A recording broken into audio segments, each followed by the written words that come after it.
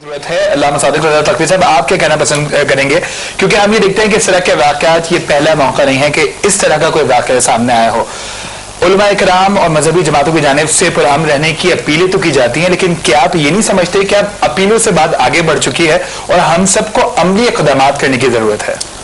بسم اللہ الرحمن الرحیم. میں سب سے پہلے تو اس سانحے کے وقوع پذیر ہونے پر واقعا ہمارے قوم کا جو سر ہے وہ شرمساری سے جھکا ہوا ہے کہ ایک ایسے دن کے موقع پر کہ جب روایات میں اس دن کا تقدس اور احترام ہے، اور اس عظیم شخصیت نے جس نے اسلام اور شریعت محمدی اور قرآن کے تحفظ اور دفاع اور بالادستی کے لیے اپنی جان، اپنے رفقا اور اپنے اہل بیت کی جان کا نذرانہ پیش کیا، اور زمانہ اور وقت کے یزید کے خلاف آواز حق بلند کی، اور اس کی جو برا کردار تھا اس کو سامنے رکھتے ہوئے آواز حق بلند کرتے ہوئے رہتی دنیا تک حق اور باطل کے درمیان حد فاصل کھینچ دی، اس کا وقار مجروح ہوا ہے. اور ظاہر سی بات ہے کہ جب ہم کسی بھی واقعے کے بارے میں ڈسکس کرتے ہیں، بحث کرتے ہیں، تو ظاہر سی بات ہے کہ اس کی روٹس اور اس کی علل و اسباب کو تلاش کرنا چاہیے. اور ظاہر سی بات ہے کہ یہ ٹیلی ویژن ٹھیک ہے کہ ایک بات کو پہنچانے کے لیے بہت اچھا ذریعہ ہے، لیکن یہاں پر ہم ان تمام چیزوں کو زیر بحث نہیں لا سکتے، کیونکہ اس میں بھی سوال جواب، بحث، مباحثہ، اس کی بہت ساری چیزیں آ جاتی ہیں. لیکن میں مختصراً یہ عرض کروں گا کہ یہ ایک ایسا واقعہ ہے، اور اسی قسم کے واقعات ماضی میں بھی ہوتے رہے ہیں. جس جگہ یہ واقعہ پیش آیا 2003 میں بھی اسی مسجد سے فائرنگ کی گئی ہے عید میلاد النبی کے جلوس پر، اور یہ موقع پیش آیا ہے. تو ضرورت اس بات کی ہے کہ ان جڑوں کو نکالا جائے، ان فساد اور برائی کی در حقیقت نشاندہی ہونی چاہیے، تاکہ اس وقت جو اسلام کا امیج، پاکستان کا امیج جو خراب ہو رہا ہے پوری دنیا کے سامنے، کہ مسلمان اگر آپس میں لڑ رہے ہیں اس طریقے سے، وہ بھی ایسے دن پہ جب امام حسین تمام امت مسلمہ کو اتحاد کی دعوت دے رہے ہیں اپنی قربانی سے، اور مسلمان جو ہیں مثال کے طور پر اس طرح باہم دست گربا ہوتے ہیں. تو بہرحال یہ ایک ایسا موقع ہے، اور یہاں پر میڈیا کے ساتھ ساتھ جو سب سے بڑی ذمہ داری عائد ہوتی ہے وہ ہے علماء مشائخ کے، جیسے کہ حاجی حنیف طیب صاحب فرما رہے تھے، بہت اچھے نکات انہوں نے بیان فرمائے کہ ضرورت اس بات کی ہے کہ پیار، محبت، رواداری، اخوت، بھائی چارگی کو لے کے آگے بڑھیں. اور یہی وجہ ہے کہ جس دن سے واقع پیش آیا عاشور کے دن میرا بھی ایک لائیو پروگرام تھا، اس میں نے کہا پیار، محبت، خود، بھائی چارگی اور کربلا کے واقعے کو سامنے رکھتے ہوئے، اور ملی یکجہتی کونسل کا جو پریس کانفرنس تھی اس میں بھی ہم نے در حقیقت دیکھا، اور لاہور اور پنڈی میں جو شیعہ سنی علماء نے مل کے پریس کانفرنس کی ہے، اس کا بھی مقصد یہی ہے کہ در حقیقت رواداری، اخوت، بھائی چارگی کی فطرت قائم رکھا جائے، اور عدالتی کمیشن کو یہ موقع فراہم کیا جائے کہ وہ اپنی تحقیقات کو سامنے لائے. اور ہمیں سب سے پہلے ضد کو چھوڑنا چاہیے اور انا کو چھوڑنا چاہیے. ضد اور انا کو چھوڑنے کے بعد ہمیں اپنے مذاہب میں دیکھنا چاہیے ہمارے مذاہب میں فرض کیا ہے، واجب کیا ہے، سنت کیا ہے، مستحب کیا ہے. جو چیزیں ہمارے مذہب میں فرض ہیں وہ کہاں فرض ہیں انہیں وہاں ادا کیا جائے، جو واجب ہیں وہ کہاں واجب ہیں انہیں وہاں ادا کیا جائے، جو سنت ہیں وہ کہاں سنت ہیں انہیں وہاں ادا کیے جائیں. یہ جو جلوس خنجر بردار محرم الحرام میں نکالے جاتے ہیں، ان کی شرعی حیثیت کیا ہے؟ علماء اور مشائخ کو اس پہ سوچنا چاہیے، اس کی شرعی حیثیت کیا ہے. اگر یہ عبادت ہے تو عبادت خانوں میں ہونی چاہیے، اور اگر عبادت نہیں ہے یعنی ان کے مذہب میں وہ فرض نہیں ہے، واجب نہیں ہے اور سنت نہیں ہے، اور یہ اسلام کی آمد سے بہت زمانے بعد حضرت حسین رضی اللہ عنہ کی شہادت کے بہت عرصے بعد اگر یہ شروع ہوئے ہیں، پاکستان کے حالات ملکی، دیکھیں میں عارض فاروقی صاحب یہاں پر تھوڑا سا انٹرپٹ کرنا چاہوں گا. دیکھیں میری بات آخر میں سن پاکستان کے حالات اس قدر نہیں ہے کہ پاکستان کے ان حالات میں یہ سب کچھ واجب و مستحب کی تعریف آپ اپنے چھوڑ دیں. آپ فکر مند مت ہو کہ جلوس واجب ہے یا مستحب ہے، آپ اس کی فکر نہ کریں. آپ پورا پوائنٹ بات کرنے کا بات کرنی ہے آپ سے. اچھا ٹھیک ہے، میں واجب چھوڑ دیں، آپ سے یہاں پر ایک گفتگو وہ ہمارے اوپر چھوڑ دیں. ہماری سوادی پہ کیا واجب ہے، اس کو کیا مقام ہے، امام حسین کی آزاد کے جلوس جو ہے وہ کس طرح جو ہے. پوری بات سنی ہے، میری بات سنی جائے. نہیں ٹھیک ہے عارض فاروقی صاحب میں آپ کو موقع دوں گا، لیکن یہاں پر بھی موقع دیں. جی میری بس التماس یہی ہے، میری بات تو پوری سنیں. جی جی جی جی پاکستان کے حالات خراب ہیں، ہر طرف افراتفری ہے. کہیں لوگ خودکش کر کے حالات خراب کر رہے ہیں. کہیں ایسے واقعات اور حالات میں حالات خراب ہو رہے ہیں. ملک کی معیشت کا پہیہ جام ہو چکا ہے. 10 دنوں تک معیشت کا کیا حال ہوتا ہے, کتنے پیسے خرچ ہوتے ہیں, سیکورٹی پر کتنے پیسے لگائے جاتے ہیں. آیا اس میں ملک کا فائدہ ہے یا ملک کا نقصان ہے؟ اگر کوئی کہے گا کہ مذہبی جلوسوں پر جس سے خطرات بڑھتے ہیں پابندی لگائی جائے, سب سے پہلے اسے ہم قبول کریں گے پاکستان کی بقا کے لیے اور پاکستان کے بچاؤ کے لیے. یہ ضد نہیں ہے کہ 50 سال سے نکل رہے ہیں, 60 سال سے نکل رہے ہیں. ہمیں پاکستان کو دیکھنا ہوگا, پاکستان کے عوام کو دیکھنا ہوگا. تاجروں کا ہونے والا نقصان, جیسے حبیب طیب صاحب نے کہا, بہت خوبصورت بات ہے کہ زکات دینے والے بن گئے. وجہ کیا بنی ہے؟ کراچی میں جو کچھ ہوا تھا کمیشن تو اس پر بھی بنا تھا, اس پر کون سے لوگ سامنے آئے ہیں؟ جلوس میں ایک دم یہ چیزیں نہیں آئی ہیں. موبائل سروس بند ہے, اس پہ بند ہونے کے باوجود اتنا بڑا واقعہ, یہ ساری چیزیں پہلے سے موجود تھی اور موجود ہونے کے بعد یہ واقعہ ہوا ہے. ایسے واقعے کی روک تھام ہونی چاہیے.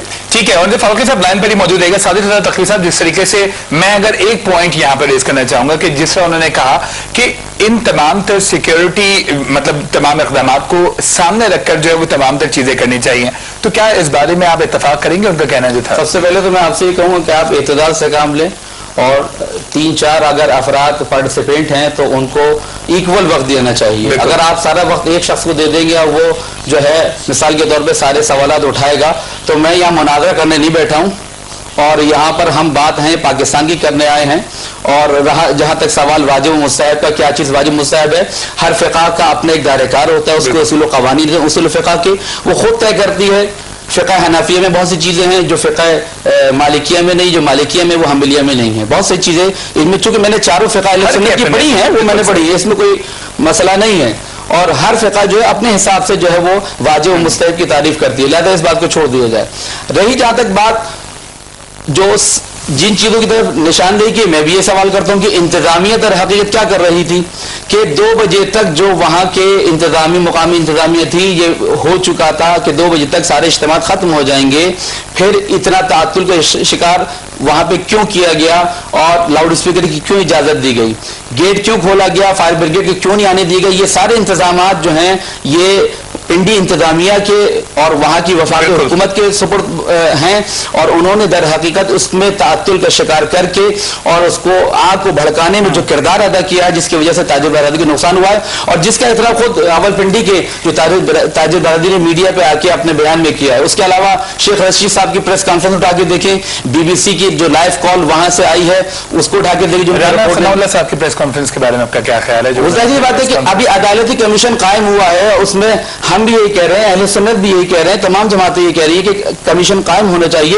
اور پھر وہ آگے یہ کہتے ہیں جناب ایک طرف سے فائرنگ ہوئی, ایک طرف سے پتھرا ہوا, تو یہ بددیانتی ہے در حقیقت. یہ عدالتی کمیشن سے ماورا در حقیقت اپنے آپ کو سمجھنے والی بات ہے, اور یہ جمہوری تقاضوں کو ان کا جو قول ہے وہ پورا نہیں کرتا. میں سمجھتا ہوں کہ ان کو تھوڑا سا سوچ سمجھ کے بولنا چاہیے. دوسری بات یہ کہ یہ سارے سوالات ہیں کہ جن کو در حقیقت اٹھانا چاہیے, اور ظاہر سی بات ہے کہ میں نے پہلے بھی کہا یہاں کوئی مناظرہ تو ہو نہیں رہا ہے, لیکن بات آئے گی تو اس کا جواب دیا جائے گا. تو ہم بھی یہی چاہتے ہیں کہ اس وقت جو فساد کی جڑ ہے, اور میں یہاں پر ایک دفعہ پھر اپنے دیوبند مکتب فکر کے معتدل علماء سے اس بات کی درخواست کروں کہ وہ آئیں اور افہام و تفہیم کے ساتھ, پیار و محبت کے ساتھ, نہ اپنا عقیدہ چھوڑو نہ دوسرا عقیدہ چھوڑو. یہ ایک بہت ہی عامیانہ مثال ہے, علمی مثال نہیں, یہ لوگ جو معروف ہے عوام میں, اس لیے میں نے یہ بات کہی ہے.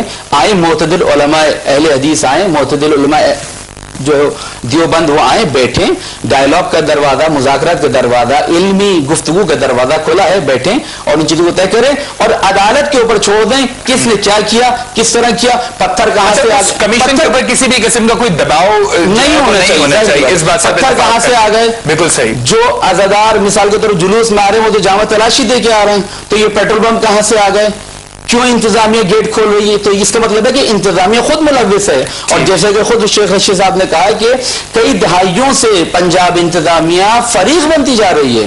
نہیں بالکل, میں بالکل آپ صاف نہیں کر رہے. نہیں دیکھیے, میں بہت سارے نکات ہیں کہ جن کے میں جواب آپ ضرور فرما دیجیے, لیکن وہ بھی ہے کہ ان کو بھی کوئی تشنگی نہ رہ جائے اور نہ آپ کو کوئی رہ جائے. افہام و تفصیل سے بڑی خاموشی سے سنو, میں آپ کو کہہ رہا ہوں. نہیں بہت اچھی بات ہے یہ, بلکہ آپ فرما دیجیے آپ کیا کہنا چاہ رہے ہیں. سب سے پہلے تو یہ کہ جو رکاوٹیں کھڑی کی جاتی ہیں آج سے 25-30 سال پہلے نہیں تھی. वही प्यार और मोहब्बत उखुवत, जैसे कि मुफ्ती मुबारक आबिद मुबारक साहब ने फरमाया, बड़े अच्छे दोस्तों में से हैं और हमारे साथियों में से कई जगह इनसे मुलाकात रहती है।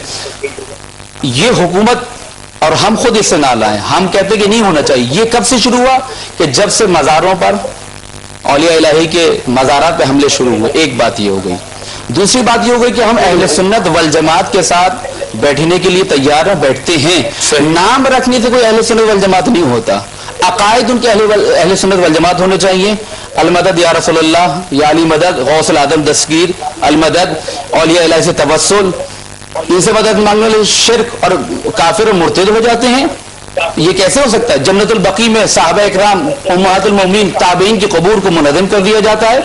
तो हम बैठने के लिए तैयार हैं अहले सुन्नत के साथ और बैठते हैं। और मैंने पहले भी कहा, मिली यकजहती काउंसिल में हमने कहा कि एक ऐसा फोरम है तकरीब बैनुल मज़ाहिबिल इस्लामिया का, कि जहां पर आते हैं और अमन अमान उलमा की फिजा में जो है चीज डिस्कस होनी चाहिए। एक चीज ये हो गई। दूसरी चीज ये हो गई कि ये दो गिरोह में तसादुम नहीं है, जैसे कि मुफ्ती मुबारक साहब ने भी ये कहा।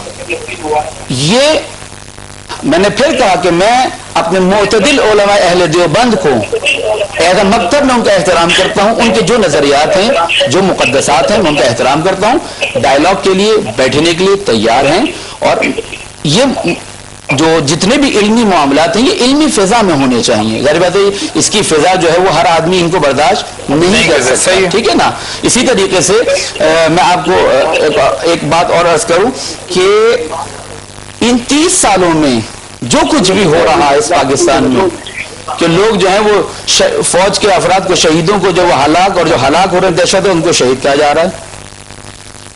ईद मिलादुन नबी के जलसे जुलूसों पर पाबंदी की बातें की जा रही हैं, या उनको शिर्क बिदअत के फतवों से नवाजा जा रहा है। ये रुकावटें हमें पसंद नहीं हैं। अगर आप किसी भी मुसलमान से पूछें कि आप रुकावट खड़ी करके किसी इबादत को करना चाहते हैं, तो वो इस बात को इजाजत नहीं देगा, दिल से कबूल नहीं करता। लेकिन चूंकि हमले हो रहे हैं, चूंकि खुदकश हमले हो रहे हैं, और आपने देखा कि इमाम बारगाह पे हमले हुए, मज़ारात पे हमले हुए, अब्दुल्ला शाह गाज़ी के मज़ार पे हमला हुआ। तो ये तमाम चीजें हैं कि जिनको बैठकर उलमा, मकतब के उलमा, गिरोह के और टोले के, नहीं बात नहीं कर रहा हूं मैं, एक बात मेरे जहन में रहे और आपके जहन में भी रहे कि हम उलमाए अहले सुन्नत वल जमात की बात कर रहे हैं। उनकी बात नहीं कर रहे कि जो अहले सुन्नत वल जमात के हकीकी नजरियात से इनहराफ करते हैं। ये बात जहन में रहे। मैं पाकिस्तान के 18 करोड़ अवाम को, कि जो औलिया इलाही से तवस्सुल, कबूर से तवस्सुल को अपना अकीदा समझते हैं, कुरान और अहले बैत और सुन्नत रसूल और साहबा इकराम हत्ता अहले बैत अलैहिस्सलाम की सीरत तैयबा से, ये बात वाज़ेह बात है। ये मौका नहीं है। मैं सिर्फ ये कहना चाहता हूँ कि हम बैठने के लिए तैयार हैं। सब बैठने के लिए तैयार। ये इस बात को भी मैं पूछ लेता हूँ, अगर आप इजाजत दें। अब आपकी इजाजत है? नहीं, मैं तो मुनाज़रा नहीं कर रहा हूँ। आपने कहा, मैं उसको जरूर उनका सेंटेंस ले लेता हूँ। जमात के साथ